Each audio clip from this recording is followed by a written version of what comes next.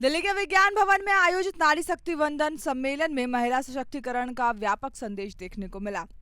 इस कार्यक्रम में प्रधानमंत्री नरेंद्र मोदी ने हिस्सा लिया और महिलाओं की भागीदारी को देश के भविष्य से जोड़ते हुए 21वीं सदी के सबसे महत्वपूर्ण निर्णयों में से एक बताया।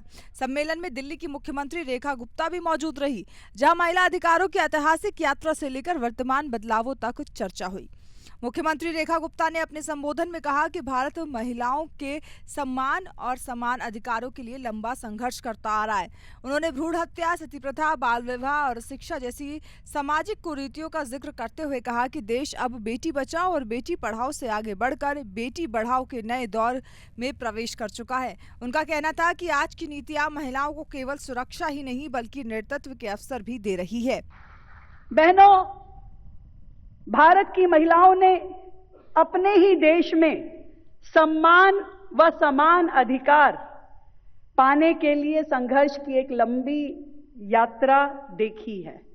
भ्रूण हत्या, सती प्रथा, बाल विवाह, अशिक्षा, विधवा होने पे दोबारा विवाह होने की अनुमति से लेकर के पर्दा प्रथा में किस तरीके से भारत की बेटियों ने बेटी बचाओ से लेकर के जब ये सफर शुरू किया, एक समय जब बेटियों को कोख में ही मार दिया जाता था, उस समय से जब हम शुरू हुए तो अगला युग आया बेटियों को पढ़ाने का, तो हम बेटी पढ़ाओ के युग में गए।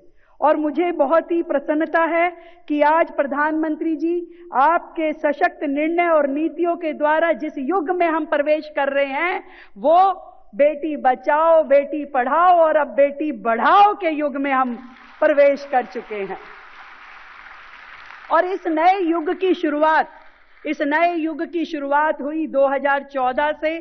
माननीय जी आपके आने के बाद जब सरकार की हर योजना की धुरी बनी परिवार की महिला को केंद्र में रख के आपने सारी नीतियां, सारी योजनाएं बनाई। कार्यक्रम में केंद्रीय महिला एवं बाल विकास मंत्री अन्नपूर्णा देवी ने नारी शक्ति वंदन अधिनियम को महिलाओं के संघर्ष की ऐतिहासिक उपलब्धि बताया।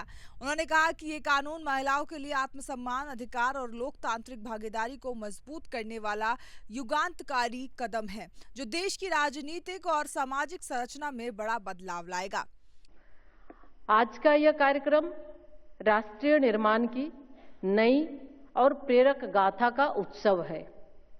यह वह पावन क्षण है जब संकल्प, समर्पण और सफलता का संगम हमारे सामने साकार हो रहा है। साथियों, नारी शक्ति वंदन अधिनियम हमारी मातृशक्ति के वर्षों के संघर्ष और साधना की लोकतांत्रिक सिद्धि का महापर्व है। यह महिलाओं के सामर्थ्य, आत्मसम्मान और लोकतांत्रिक भागीदारी को सुनिश्चित करने वाला युगांतरकारी परिवर्तन है। माननीय प्रधानमंत्री जी, आपने हमें यह दृष्टि दी है जिससे आज भारत की बेटियां विकास रथ की ध्वजवाहक बन रही हैं और आपके वुमेन लेड डेवलपमेंट के विजन के साथ विश्व पटल पर अपनी नई पहचान स्थापित कर रही है। यह अधिनियम इसी परिवर्तन का संवैधानिक उद्घोष है। यह निर्णय इसलिए भी विशेष है कि पिछले 3 दशकों में अनेकों प्रयास हुए, लेकिन माननीय प्रधानमंत्री जी के दृढ़ संकल्प ने इस परिवर्तन को वास्तविकता में बदल दिया है। इस अप्रतिम पहल के लिए देश की आधी आबादी की ओर से आपका हृदय से हार्दिक आभार। माननीय प्रधानमंत्री जी, जैसा कि आपने हमेशा प्रेरित किया है, 2047 तक विकसित भारत का मार्ग हमारी महिलाओं के सशक्तिकरण से ही प्रशस्त होगा। आपकी दूरदर्शिता ने देश की करोड़ों बहनों को सुरक्षा, सुविधा और सम्मान का कवच दिया है और इसी का परिणाम है कि आज वे उपलब्धियों के नए आयाम। प्रधानमंत्री नरेंद्र मोदी ने अपने संबोधन में कहा कि देश एक ऐतिहासिक मोड़ पर खड़ा है, जहां संसद एक नया इतिहास रचने के लिए करीब है। उन्होंने कहा कि ये फैसला न केवल वर्तमान बल्कि भविष्य की पीढ़ियों के लिए भी महत्वपूर्ण होगा। देश की विकास यात्रा के इन अहम पड़ावों के बीच भारत 21वीं सदी के सबसे बड़े निर्णयों में से एक निर्णय लेने जा रहा है।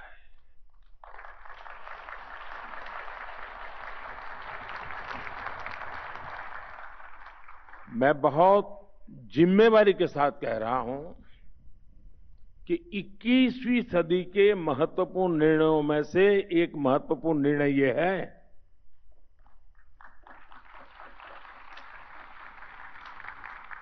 ये निर्णय नारी शक्ति को समर्पित है।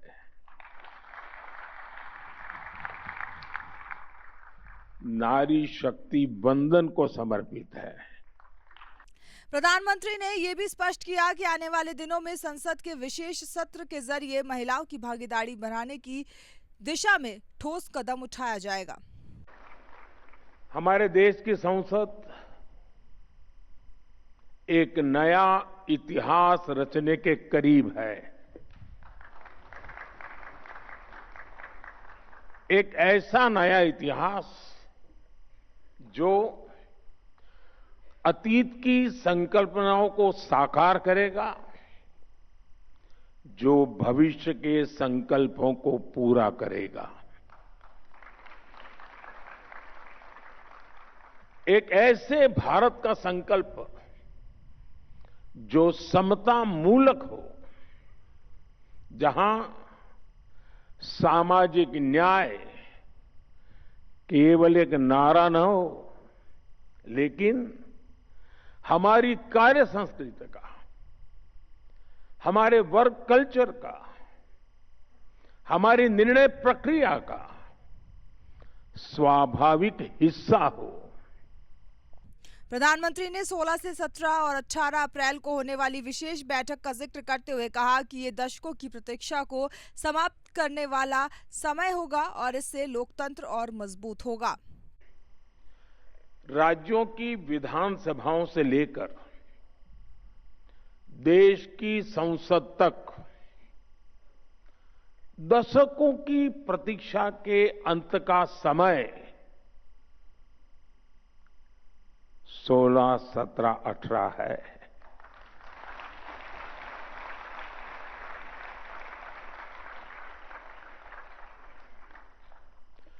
दो 2023 में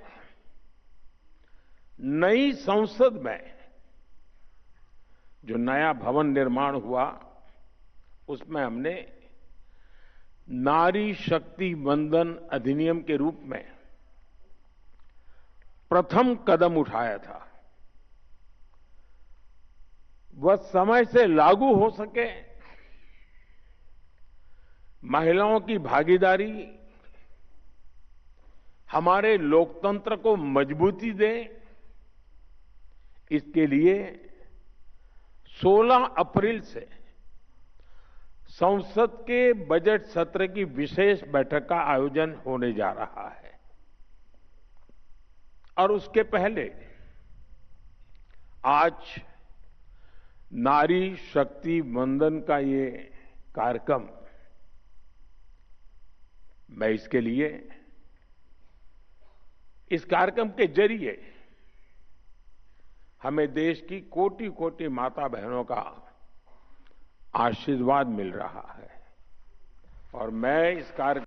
हालांकि इस पूरे मुद्दे पर विपक्ष ने सरकार के इरादों पर सवाल खड़े किए हैं। पश्चिम बंगाल कांग्रेस अध्यक्ष शुभांकर सरकार ने इसे महज दिखावा बताते हुए आरोप लगाया कि ये कदम चुनाव से पहले सहानुभूति बटोरने की कोशिश है। उन्होंने ये भी सवाल उठाया कि जिन संगठनों से सरकार जुड़ी है उनमें महिलाओं की भागीदारी कितनी है। देखिए, कांग्रेस 294 सीट में बंगाल में लड़ रहा है। राहुल जी, प्रियंका जी, खड़गे जी आ जाएगा। अभी ये नरेंद्र मोदी, अमित शाह, ये लोग का डर आ गया। ये लोग अभी सोचने लग गया कि ये लोग को कोई कारण से रुक के रखना है। और पार्लियामेंट का सेशन बना के और वो जो महिला रिजर्वेशन बिल लेके ये बंगाल में दिखाना चाहता है जहाँ महिला का ऊपर कितना हमारा सिंपैथी है, कितना हम लोग उसके लिए सोच रहे हैं। हाथरस उन्नाव के लिए जब सोच नहीं पाए वो महिला बिल लेके क्या सोचेगा। तो एक बात है। दूसरी बात है, अभी तक जो उनको चलाता है आरएसएस, उसमें कितना महिला सदस्य है वो पहला बोलना चाहिए। और इसलिए ये जो पार्लियामेंट सेशन चुनाव का बाद हो सकता था, इतना जल्दी क्या है, हड़बड़ी क्या है? एसआईआर को लेके हड़बड़ी, ये महिला रिजर्वेशन बिल लेके हड़बड़ी। प्रधानमंत्री तो पार्लियामेंट में जाता ही नहीं है, इसलिए वो लोग ये कर रहा है जो बंगाल में चुनाव का पहला एक सिंपैथी ड्रा करने का एक कोशिश है। वहीं शिवसेना के नेता संजय राउत ने इस मुद्दे को राजनीतिक करार दिया। उन्होंने कहा कि जब कोई राज्यों में चुनाव चल रहा है तब इस तरह का विशेष सत्र बुलाना साफ तौर पर राजनीतिक लाभ लेने की कोशिश है। उन्होंने सरकार पर आरोप लगाया कि इस मुद्दे के जरिए चुनावी फायदा उठाना चाहती है। देखिए, प्रधानमंत्री ने ये लेटर लगभग सभी सांसदों को लिखा है, अच्छी बात है। लेकिन जब चुनाव चल रहा है 5 राज्यों में, तब आप इसके लिए स्पेशल सेशन बुला रहे हो। लीडर ऑफ अपोजिशन जो है हमारे खड़गे साहब, उनका कहना है कि चुनाव की प्रक्रिया पूरी होने के बाद आप ऑल पार्टी मीटिंग बुलाइए, 29 अप्रैल के बाद कभी भी उसमें आप डिस्कस करिए और बाद में हम तय करेंगे। लेकिन चुनाव में क्रेडिट लेना चाहते हैं कि हमने किया, हमने करके दिखाया। बात महिला आरक्षण की है और डिलिमिटेशन की भी है। कुल मिलाकर जहां एक तरफ सरकार नारी शक्ति वंदन अधिनियम को ऐतिहासिक और परिवर्तनकारी कदम बता रही है, वहीं विपक्ष इसे चुनावी रणनीति के तौर पर देख रहा है। अब सभी की नजरें संसद के विशेष सत्र पर टिकी है, जहां ये तय होगा कि ये पहल वास्तव में महिलाओं के सशक्तिकरण का नया अध्याय लिखेगी या फिर सियासी बहस का मुद्दा बनकर रह जाएगी।